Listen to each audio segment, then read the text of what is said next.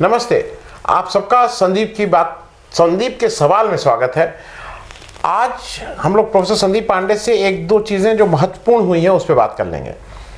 पिछले एक दो दिन से आप देख रहे हैं किसान आंदोलन की बात फिर से होने लगी है, किसान दिल्ली कूच किए हैं। और उससे पहले उत्तर प्रदेश के लखीमपुर ज़िले में जहाँ पे 4 किसानों की एक तरह से रौंद के हत्या हुई थी और जिसमें मुख्य अभियुक्त हमारे टेनी मिश्रा जी जो केंद्रीय मंत्री हैं, उनके लड़के हैं मोनू मिश्रा जी, उनके बारे में थोड़ी आज चर्चा इसलिए करना ज़रूरी है कि पूर्व में भी टेनी मिश्रा जी ने एक उनका रिकॉर्डेड ये सब स्टेटमेंट, ये सारी जो मैं आपसे बात कर रहा हूँ पब्लिक डोमेन में, जब उन्होंने कहा था कि मुझे जानते नहीं हो और सुधर जाओ नहीं तो सुधार देंगे नहीं, और मेरा पास जान लो, मैं एमपी और एमएलए बनने से पहले क्या था। एक दूसरा उन्होंने ये भी कहा था कि पलियाई नहीं जिला छुड़वा दूंगा, और ये कह के उन्होंने सरदार सिख लोगों को एक तरह से धमकी दी थी। प्रोफेसर संदीप पांडे अभी उस धरने और प्रदर्शन में शिरकत किए थे, ये वहाँ गए थे, रुके भी वहाँ पे। तो प्रोफेसर संदीप पांडे वो धरना किस लिए था और वहाँ की ग्राउंड रियलिटी क्या है, वो जो किसानों का आंदोलन जो चल रहा है उसमें क्या है, क्या मामला है? ये जो लखीमपुर खीरी में 3 दिन का धरना हुआ था, जो कि 3 किसान विरोधी कानून लेने के बाद जब उसका आश्वासन मिला और जो 13 महीने से चल रहा बड़ा धरना था, दिल्ली को घेर के समाप्त हुआ था, उसके बाद का पहला किसानों का कोई कार्यक्रम था। 18, 19, 20 लखीमपुर खीरी जिला मुख्यालय की गल्ला मंडी परिसर के अंदर ये धरना हुआ और मैं तो 3 दिन वहाँ था, एक रात भी रुका था वहाँ पे। कम से कम 10,000 किसान तो किसी भी समय पे वहाँ मौजूद थे मंडी के अंदर, तमाम लंगर चल रहे थे वहाँ पे। और अगर आने जाने वाले लोगों को पकड़ लिया जाए, क्योंकि बहुत सारे लोग आ रहे थे जा रहे थे, तो वो संख्या 25,000 से कम नहीं थी जिन किसानों ने उस धरने में भागीदारी की।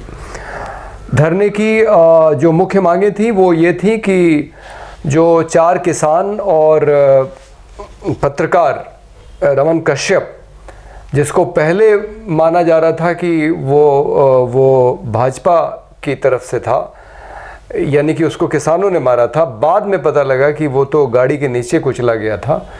तो 5 लोग जो गाड़ी से कुचल के मारे गए, इनके जो मुख्य आरोपी हैं आशीष मिश्रा, वो तो जेल में है। हालांकि एक समय उनको जमानत मिल गई थी और उत्तर प्रदेश सरकार ने जमानत का विरोध नहीं किया था। सुप्रीम कोर्ट के कहने पे दोबारा वो जेल गए। लेकिन इसमें किसानों का मानना है कि पूरी घटना में उकसाने का काम अजय मिश्रा टेनी ने किया, जो गृह राज्य मंत्री हैं, क्योंकि उन्होंने ये कहा था किसानों को, जब किसानों ने उनको काले झंडे दिखाए थे, जो कि एक राष्ट्रीय स्तर का फैसला था कि जहां भी भारतीय जनता पार्टी के नेता दिखाई पड़ेंगे उनको काले झंडे दिखाए जाएंगे किसान आंदोलन की तरफ से। तो उसमें उन्होंने ये कहा था किसानों को कि सुधर जाओ नहीं तो 2 मिनट में सुधार दूंगा, और उनको ज़िले से बाहर करने की धमकी दी थी। आपने बिल्कुल सही कहा। तो उकसाने का काम उन्होंने किया था और मोनू मिश्रा ने, यानी आशीष मिश्रा ने, किसानों के ऊपर गाड़ी चढ़ाई। नृशंस हत्याकांड था ये।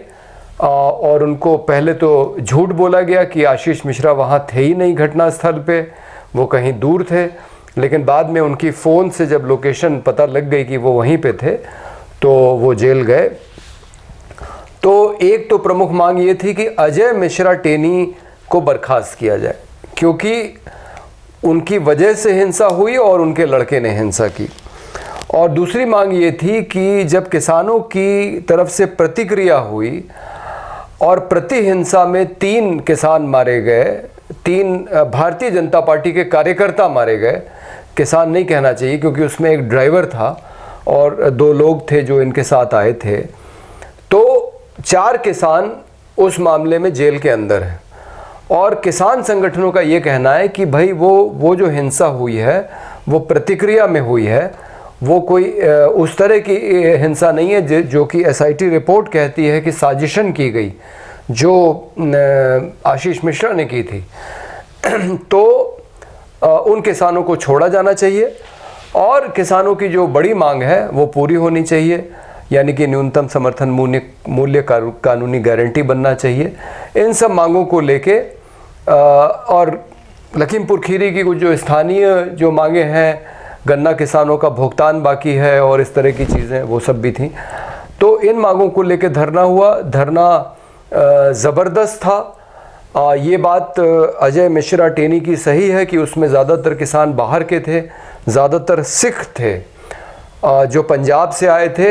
हालांकि लखीमपुर खीरी और पीलीभीत के भी बहुत किसान, सीतापुर के भी बहुत सिख किसान शामिल हुए थे, बल्कि जो लंगर चल रहे थे वो तो स्थानीय गुरुद्वारे और सिख समुदाय ही चला रहे थे। तो सिख समुदाय की उसमें बड़ी भागीदारी थी। अगर कहा जाए 90% भागीदारी थी तो अतिशयोक्ति ना होगा। अजय मिश्रा टेनी ये जो बात कह रहे हैं और वो ये मजाक उड़ा रहे हैं एक तरीके से किसान आंदोलन का कि उसमें स्थानीय भागीदारी नहीं थी, इसकी गंभीरता उनको समझनी चाहिए। क्योंकि 18 तारीख को मैंने मंच से सुना और एक वक्ता ने ये कहा कि जलियांवाला बाग कांड जब हुआ अमृतसर में तो उसका बदला कई वर्षों के बाद इंग्लैंड जाके लिया गया, और उनका कहना था कि हमारे लिए ये तिकोनिया की घटना कोई जलियांवाला बाग से कम नहीं है। इत्तेफाक से, हालांकि सिख आबादी पूरे इलाके में शायद 2% भी नहीं है या 2 से कुछ ज़्यादा होगी, 3 तो निश्चित रूप से नहीं है। तो इतनी कम आबादी में वहाँ सिख रहते हैं, लेकिन मरने वाले चारों सिख थे, पत्रकार को छोड़ के। क्योंकि असल में टारगेट किया गया था एक तेजिंदर सिंह विर्क, तराई किसान संगठन के नेता हैं उस इलाके के, और तेजिंदर सिंह विर्क को टारगेट किया गया था। तो तेजिंदर सिंह विर्क को भी चोट आई, गंभीर चोट आई थी। वो कम से कम आधा महीना अस्पताल में रहे, सिर में काफ़ी गंभीर चोट थी। उनके साथ जो इर्द गिर्द जो सरदार थे वो मारे गए। तो मरने वाले चारों सरदार हैं, इसीलिए ये स्वाभाविक है कि सिख लोग वहाँ पे बड़ी संख्या में जुटे थे।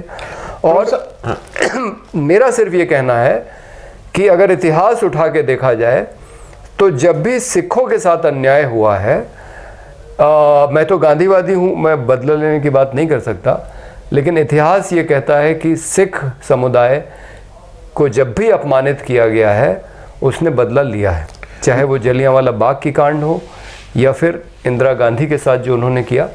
इसलिए अजय मिश्रा टेनी अगर इस बात से बहुत खुश हो रहे हों कि स्थानीय लोग कम थे और बाहर के लोग ज़्यादा थे, तो ये इनके लिए एक चिंता का भी विषय होना चाहिए कि पंजाब से सरदारों ने आके इतनी बड़ी संख्या में लखीमपुर खीरी में धरना किया है। इससे अगर आपको कोई संकेत नहीं मिल रहा है तो मुझे मालूम नहीं आपके बारे में क्या कहा जाए। आपका अहंकार तो ऐसा है कि आज भी मैं एक प्रोफेसर साहब इसी में मैं जोड़ना चाहूँगा कि प्रोफेसर अजय मिश्रा अहंकार नहीं, जो भाषा अभी उन्होंने 2 दिन पहले यूज की, राकेश टिकैत साहब के बहुत से स्टाइल से हम और आप भी इत्तेफाक नहीं रखते हैं। हम लोगों को लगता है कि नहीं ऐसे नहीं करना चाहिए था, ऐसे करना चाहिए था, बहुत सी चीज़ें हैं, हमारे आपके एक मत नहीं है। लेकिन जो भाषा उन्होंने यूज की वो 2 टके का, वो 2 कौड़ी का इंसान। फिर उन्होंने भाषा बताया कि कैसे आदमी जाता रहता है, कुत्ता भौंकता रहता है, जिससे भी तात्पर्य रहा हो।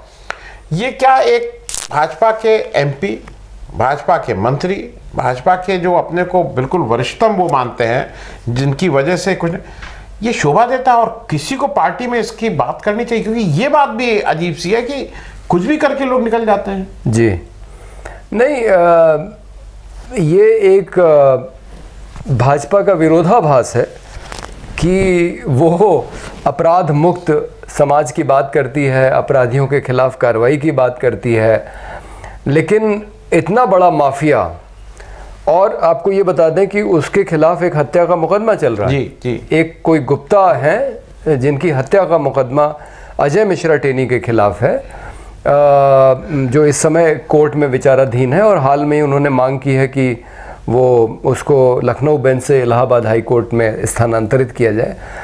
तो इनका इतिहास आपराधिक है, क्षेत्र में छवि माफिया की है, ये खुद कहते हैं छवि नहीं है, वो चाहते हैं कि उनकी छवि माफिया वाली जी प्रोमिनेंट रहे जी, तो खुद ही कहते हैं। लेकिन आप अब राजनीति में हैं और मंत्री बनने के बाद भी जो भाषा है अहंकार से चूर है, घमंड से चूर है एकदम।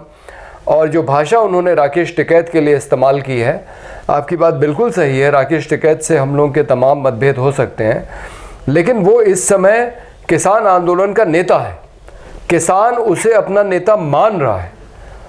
और उसके लिए ये कहना कि वो 2 कौड़ी का आदमी है और ये कहना कि कुत्ते भौंकते रहते हैं और जब कोई गाड़ी चलती है तो कुत्ते तो उसके पीछे पीछे भागते हैं, ये पूरे जन आंदोलन का अपमान है।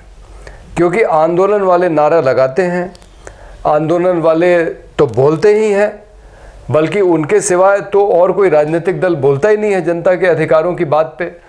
तो जन आंदोलनों का एक गरिमापूर्ण इतिहास है इस देश के अंदर। जन आंदोलन नहीं होता तो ये देश आज़ाद नहीं होता। और इस देश में तमाम कानून, सूचना के अधिकार से लेके भूमि अधिग्रहण कानून में संशोधन और वन अधिकार कानून, तमाम ऐसे कानून हैं जो आंदोलन के कारण बने हैं। ये देश अगर लोकतंत्र है तो आंदोलन के कारण है। तो जन आंदोलनों का जो अपमान अजय मिश्रा टेनी कर रहे हैं, चूँकि उनका कोई इस तरह की पृष्ठभूमि नहीं है जनता के बीच में काम करने की, संघर्ष करने की, ये बहुत अपमानजनक बात है। और अगर भारतीय जनता पार्टी के अंदर इसकी कोई प्रतिक्रिया नहीं हो रही है तो इसमें भी कोई आश्चर्य नहीं है, क्योंकि जिस तरह से भारतीय जनता पार्टी के अंदर अपराधियों को संरक्षण दिया जाता है और भाजपा का तो पूरा निज़ाम इस तरह का है जो हमने गुजरात में भी देखा और अब हम यहाँ पे भी देख रहे हैं कि जो दोषी हैं, जो आरोपी हैं, जिन्होंने अपराध किए हैं वो जेल के बाहर हैं और जो निर्दोष हैं वो जेल में हैं। आप देखें एक समानता है गुजरात और यहाँ पे कि गुजरात में भी जो 11 बलात्कारी हैं वो जेल के बाहर हैं। तीस्ता से तलवार, आरबी श्री कुमार, संजीव भट्ट जेल के अंदर हैं जो न्याय की लड़ाई लड़ रहे थे। और लखीमपुर खीरी में भी ये तो सर्वोच्च न्यायालय का हस्तक्षेप न होता तो आज आशीष मिश्रा बाहर होते। अजय मिश्रा टेनी के खिलाफ अभी तक मुकदमा नहीं दर्ज किया गया है, उनको पद से हटाने की बात तो आप दूर किए। और 4 किसान जो जिन्होंने सिर्फ अपने को बचाने के लिए हिंसा की वो निर्दोष हैं, वो जेल के अंदर हैं।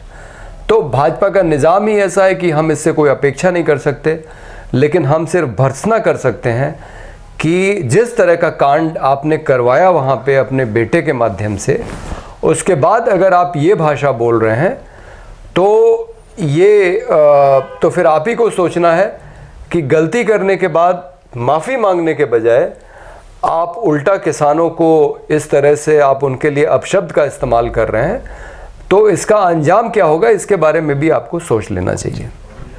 बहुत बहुत धन्यवाद प्रोफेसर साहब, क्योंकि मुझे ये भी लग रहा है केवल यही नहीं, जो जिस तरह का ट्रीटमेंट कर रहे हैं वो कहीं ना कहीं किसान आंदोलन जो फिर से रीग्रुप हो रहा है और फिर से उसमें आप देख रहे हैं कि ताकत हो रही है, क्योंकि सरकार ने तो कुछ किया नहीं, उसके लिए भी मेरे हिसाब से तो ठीक ही है कि अगर इस तरह की चीज़ें हो रही हैं तो किसानों को भी एक जगह इकट्ठा होने में शायद ये मदद जी बिल्कुल। ये जो बयान आया है अजय मिश्रा टेनी का, इसकी वजह से किसान के अंदर और गुस्सा बढ़ेगा और वो और ताकत के साथ सरकार के खिलाफ आंदोलन करने के लिए प्रेरित होगा। जी बहुत बहुत धन्यवाद, थैंक यू सो मच।